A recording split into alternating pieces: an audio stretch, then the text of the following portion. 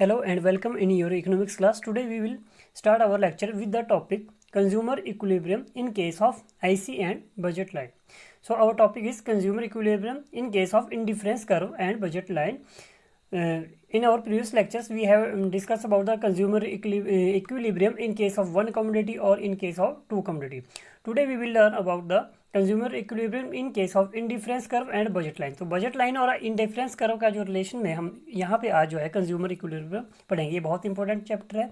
जैसे हमारे पास उतना ही इंपॉर्टेंट है जितना आपके पास consumer equilibrium in case of single और डबल कमोडिटी था। तो वहाँ पर भी ये आपने ध्यान रखना कि इन दोनों में से क्वेश्चन में से कोई भी क्वेश्चन आपको एग्जाम में पूछा जा सकता है।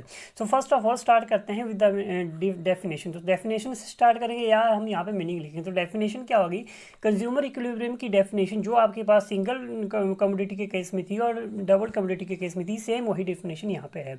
So consumer equilibrium is a situation, is a condition और where a consumer gets maximum satisfaction with his limited income. Consumer equilibrium एक सिचुएशन है, एक ऐसी कंडीशन है जहां पे एक कंज्यूमर अपनी लिमिटेड इनकम से मैक्सिमम सेटिस्फैक्शन जो वो प्राप्त करता है, तो उस केस को हम क्या बोलते हैं? कंज्यूमर इक्विलिब्रियम बोलते हैं। तो कंडीशन क्या है आपके पास? यहाँ पे जो मार्जिनल रेट ऑफ सेक्रीफाइसिंग है MRS of goods X and Y is equal to PX upon PX2। तो इसका मतलब क्या है कि जो गुड्स एक्स आपके पास जो आपके पास यहाँ पे प्राइस होगा गुड्स एक्स का और प्राइस होगा गुड्स वाई का, ठीक है, उसका जो आपके पास यहाँ पे रिलेशन आएगा, उसकी जो रेशो होगी वो यहाँ पे इसके इक्वल होनी चाहिए। सो MRS और वहाँ पे मार्जिनल रेट ऑफ सेक्रीफाइसिंग क्या होगा? Continuous fall. तो मार्जिनल रेट ऑफ सेक्रीफाइसिंग है वो कंटिन्यूसली क्या करेगा? फॉल करेगा, मतलब कि गिरेगा यहाँ पे।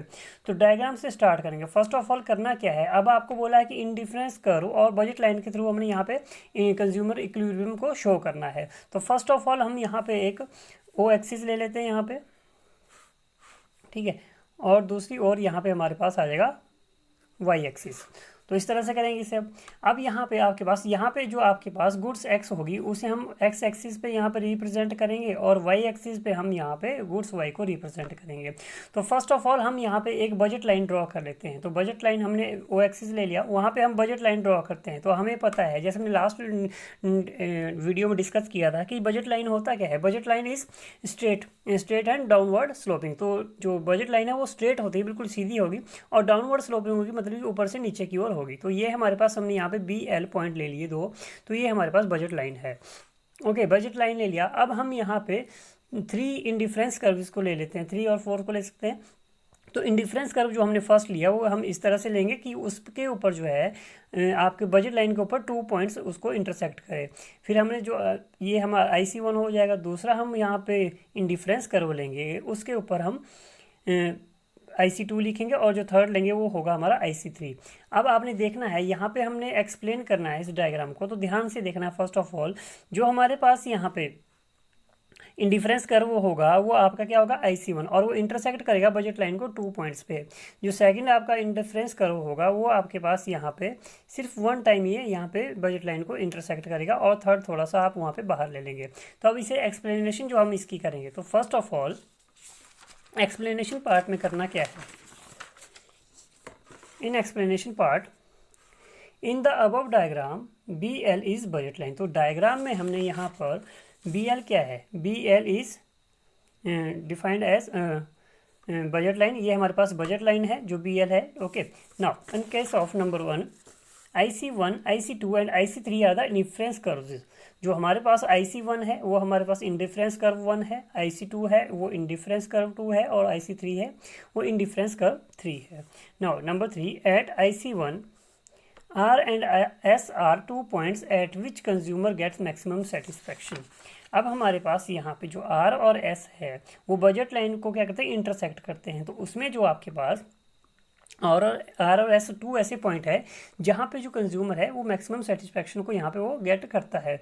ओके, सो उसके बाद मतलब कि हमारे पास अगर हम इस कर्व IC1 पे देखें तो हमारे पास या तो इक्विलिब्रियम का पॉइंट R होगा या S होगा। Okay, now come two point 4।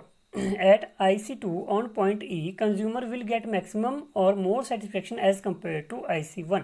इसका मतलब क्या है कि जो आपके पास IC है, IC2 जो हमारे पास है उसके ऊपर जो पॉइंट E है वो BL को बजट लाइन को इंटरसेक्ट करता है। दैट मीन्स कि ये हमारे पास यहाँ पे ये ऐसा पॉइंट है जहाँ पे जो कंज्यूमर है वो मैक्सिमम सेटिस्फेक्शन यहाँ पे वो रिसीव करता है।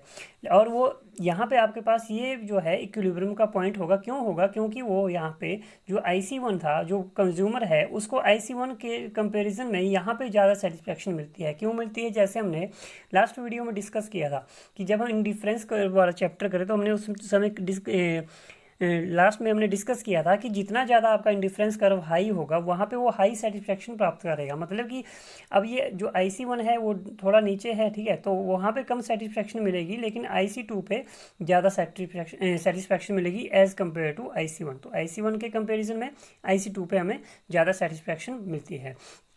Now come to our next point. Next point is at IC3 consumer will get maximum satisfaction as compared to IC1, IC2, but there not be consumer equilibrium point because IC3 is out of budget line। अब IC3 जो है ये सबसे बड़ा हमारे पास जो हमने discuss किया है कि वो IC3 है वो सबसे ज़्यादा यहाँ पे हाईली कवर है, हाईली कर्व है। तो इस केस में क्या होगा कि जो इसके ऊपर IC3 के ऊपर जो भी पॉइंट होगा वो क्या होगा, वहाँ सबसे ज़्यादा मैक्सिमम उसे सेटिस्फेक्शन मिलेगी एज कम्पेयर टू IC1 और IC2। जो इंडिफरेंस कर्व 1 है और 2 के कंपेरिजन में IC3 पे जो पॉइंट होगा वहाँ पे मैक्सिमम सेटिस्फेक्शन होगी। लेकिन जो इस केस में हमारे पास यहाँ इस डायग्राम में जो IC3 है उसके ऊपर इक्विलिब्रियम का पॉइंट नहीं हो सकता। क्यों नहीं हो सकता? बिकॉज वो बजट लाइन से बाहर है, मतलब कि आपके बजट से बाहर है, आप उसे परचेज नहीं कर सकते, आप उसे प्राप्त नहीं कर सकते। तो यहाँ पे जो है IC3 पे कोई भी बजट का कोई भी आपका सेटिस्फेक्शन का इक्विलिब्रियम का पॉइंट नहीं होगा। Now come two point number 6। So point E will be the point of equilibrium which is on IC2। अब हमारे पास जो अब इस केस में बिकॉज IC3 तो आपका यहाँ पे टोटल कट आउट हो जाएगा बिकॉज ये बजट लाइन से बाहर है। तो आपके पास यहाँ पे IC1 और IC2 में से जिस पॉइंट में हमें मैक्सिमम सेटिस्फेक्शन मिलेगी वो हमारे पास यहाँ पे पॉइंट ऑफ इक्विलिब्रियम होगा। तो वो वहाँ पे पॉइंट क्या है? E पॉइंट है। तो हम यहाँ पे इसे मैच कर लेते हैं।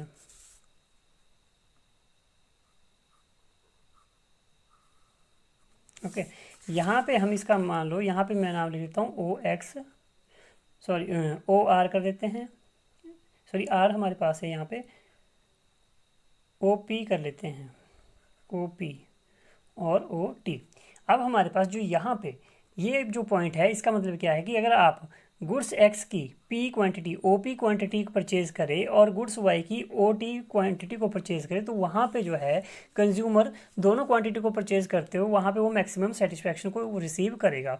तो हमारे पास जो पॉइंट ऑफ इक्विलिब्रियम होगा वो होगा यहाँ पे E। और जो आपके पास इसका मतलब क्या है कि E पॉइंट ऐसा पॉइंट होगा जहाँ पे जो है कंज्यूमर गुड्स X की OP क्वांटिटी को यहाँ पे O से लेके P इतनी क्वांटिटी को वहाँ पे परचेज करता है और वहाँ Y गुड की वो OT क्वांटिटी को परचेज करता है और वो वहाँ पे मैक्सिमम सेटिस्फेक्शन को रिसीव करता है। So our point of equilibrium should be E that is on IC2। जो IC2 के ऊपर हमारे पास यहाँ पे पॉइंट है उसे हम पॉइंट ऑफ इक्विलिब्रियम कहेंगे। Okay, so at point E consumer will get maximum satisfaction because this is the point of equilibrium. So that is enough for today. Thank you.